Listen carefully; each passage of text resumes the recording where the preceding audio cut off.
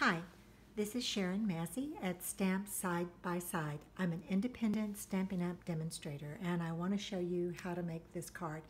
I fell in love with the fold that makes up this card, and I've made a couple of different cards with it and have enjoyed each one of them, so I wanted to share it with you.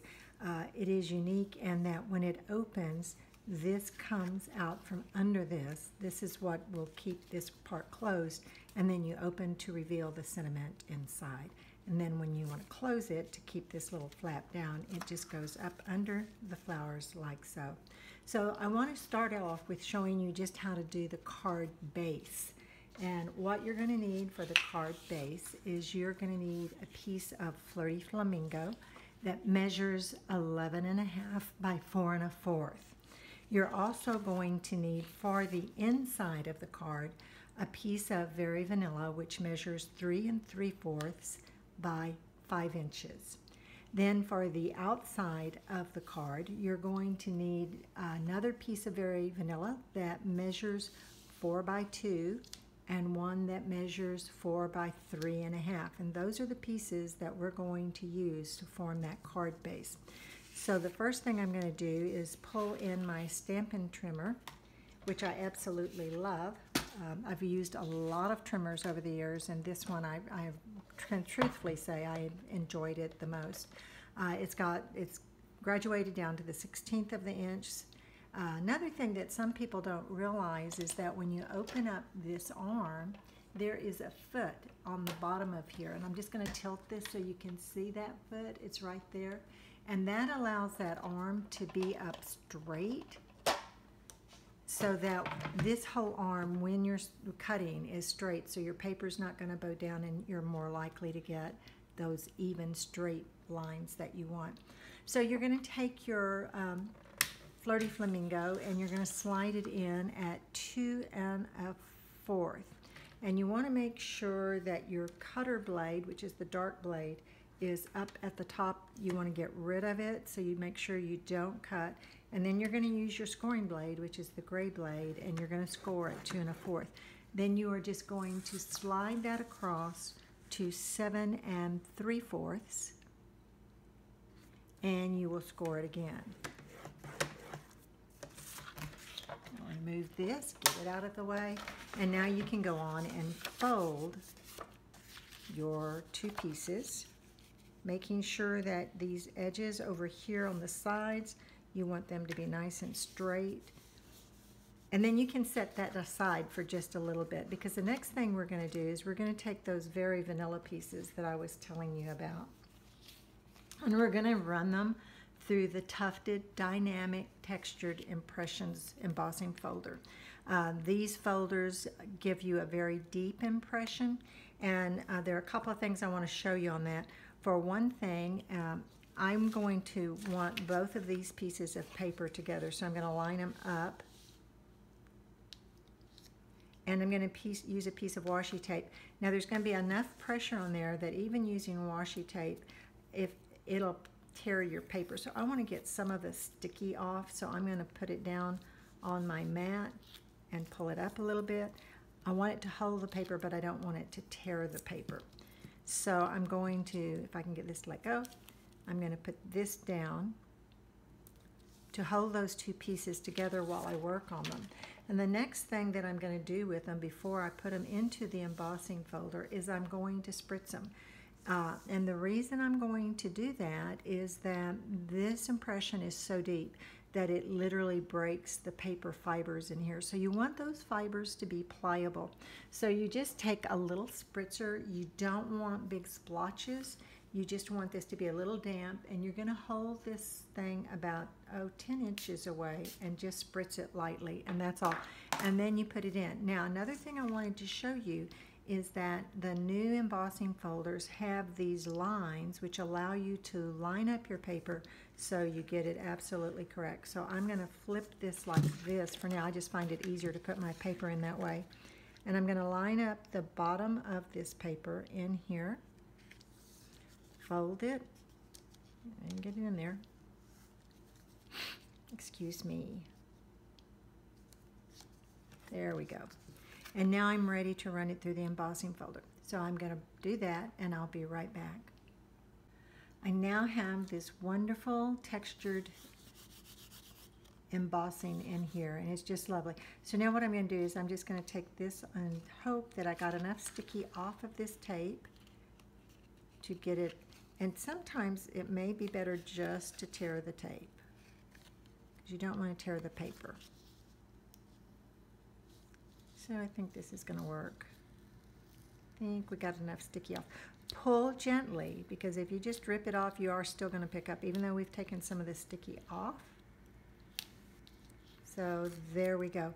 And now we're ready to pull back that card base back in and glue it on. Now I'm going to use quite a bit of glue, especially at these corners. I am going to just use the snail. Oops, excuse me, I've got to go get some more.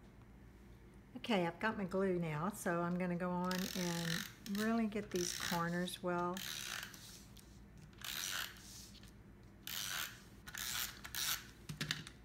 And then I'm going to line this up, and the best way to do it is just to use these 3 edges and make sure it's centered, because you're going to have more at the bottom.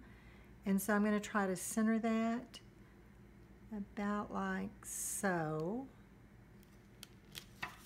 And put that down, and I just really goofed up. I'm glad I didn't push it really hard because I can lift it and do it again. Put a little more glue on there. And that's always the beauty of this glue, is that don't press down to start out with until you know that you've got it exactly where you want it. Now hopefully I'll do a better job this time. A little bit slow. Okay. And now we'll flip this up and we'll do the same thing with this piece. Now, one reason I tape them together is because when I do that, I know that my diamonds are going to be going in the same direction, and they're also going to be at the same angle. And so that makes it really nice. It looks a little more cohesive. So we'll make sure I've got that right. Okay, so now we're going to center this.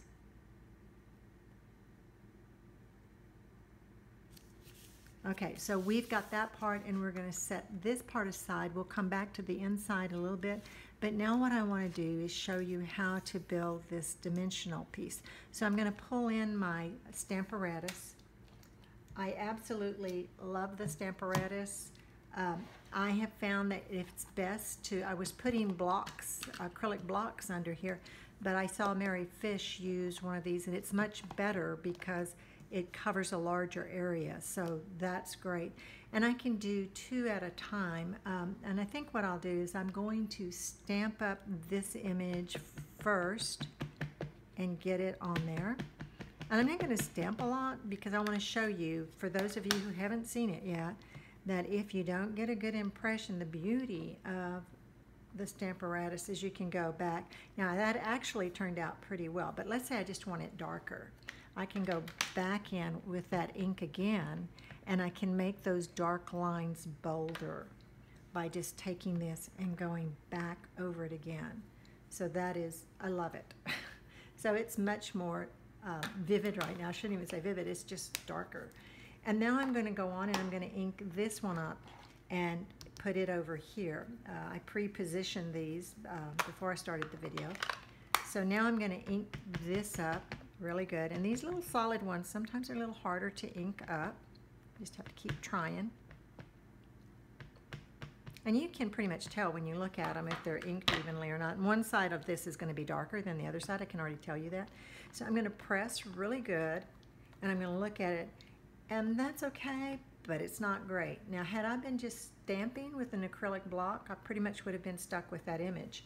But what I can do is now come back in and add more ink to try to smooth out some of the color in there. So we'll see if I'm successful at doing that or not. And look how much better the coverage is there. And you could even do it another time if you wanted to. So I'm going to pull this image off first. And I'm going to take, this is the tailored punch, and I'm going to use it to punch out this piece. And I'm just going to flip my punch upside down so I can actually see what I'm doing. And I'm going to go in and line it up. I'm doing this at a little bit of an angle, so So I think that gives me pretty even borders right there, and just punch and put that. I'm going to take this piece and pull it off. I'm going to go color it and hand cut it out, and I'll be back as soon as I'm through doing that. Okay, I have finished coloring this piece right here, and while I had the camera off, I decided that I wanted to stamp also the bottom portion and color it, because I'm going to use that for the inside of the card. So I did that. We'd already punched out the hello. And then what I did is I got the stitched framelit. Now this piece of paper is 4 by 4. You could use a piece as small as 2 3/4 by 3 3/4, but I had this scrap and I've already pre-cut it. So there's my stitch framelit. So these are the pieces, these 3 pieces I will use for the outside of the card. This one I'm going to use for the inside of the card. So we'll start putting that together. The first thing I'm going to do is I'm going to take my hello and I'm going to put some dimensionals on it and pop it up.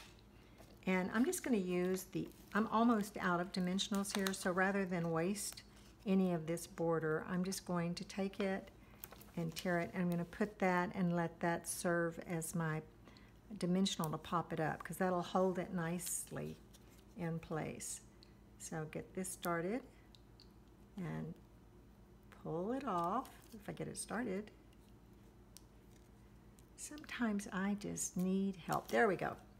Okay, so now I'm going to just lay that on top of this piece right here. So it's popped up and it'll have a little extra dimension, which is nice.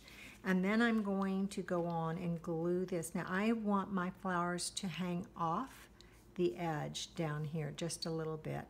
Some people might want to put this at an angle. They may want to put it up. You can play with it and find what just suits your taste. But what I'd like to do is do it. Now when I glue, I want to make sure I don't glue this bottom part of it, of the flowers. So I'm going to bring in my snail and hope I get the one that is full, has some on it. And we're just going to do that, get it on there really good. And so I'm going to put it about like, and this just helps me center things, about like this. And that should, if I've got this centered, then this should be pretty centered.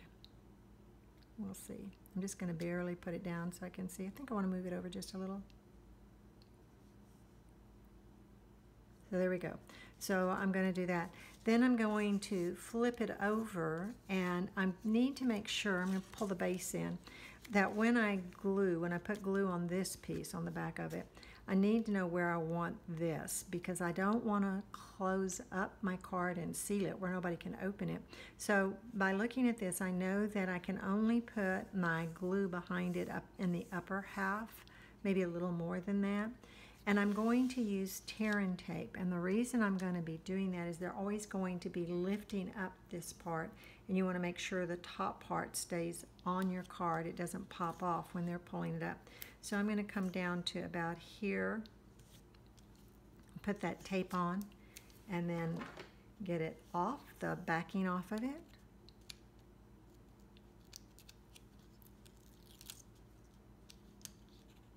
And do it over here, get the backing off of it. Let's see if I've done it. I think I picked up the glue with the gold. Nope, I was lucky.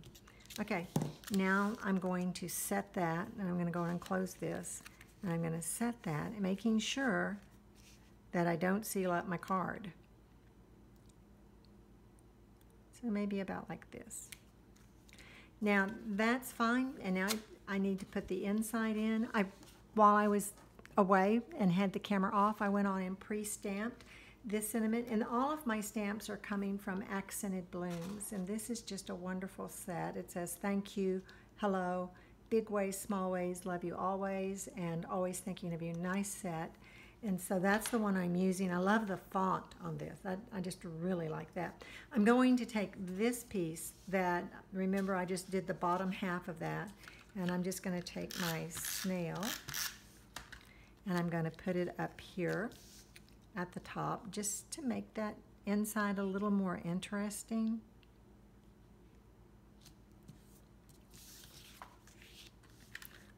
Excuse me. Get right in there.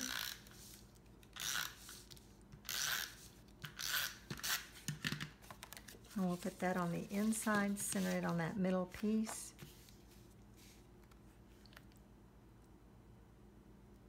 Got some shadows in here, so it's a little hard for me to tell. I think I might have it centered.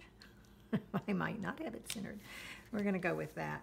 And now we've got this card. Now, there are just a couple of other things I want to do. Number one, I want to bring in my Wink of Stella. I'd like for my flowers to have a little bit of glitter.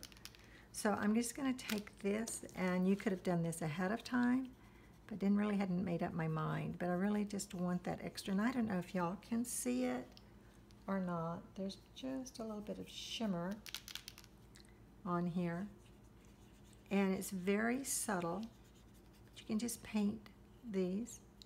I did color with my blends, and I'll have a list of all the colors that I used.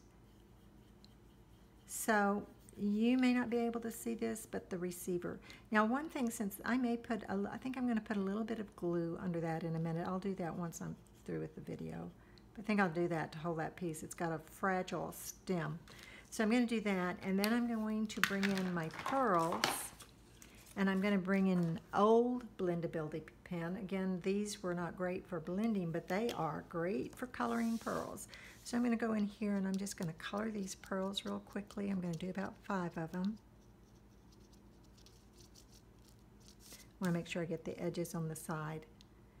And now I'll just pop them off and place them in wherever I think might look appealing. So maybe we'll put one here.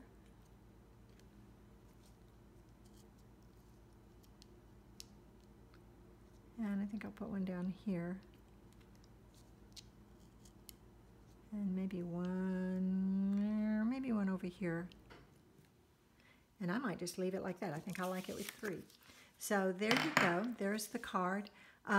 You can go, please excuse me, you can go to www.stampsidebyside.com, and I will have all of the measurements for you and the stamp sets. I'll have the color of the blends that I use to color all these, and do that. Now, there's an exciting announcement. You can enter in a drawing and have a chance to win a stamp set.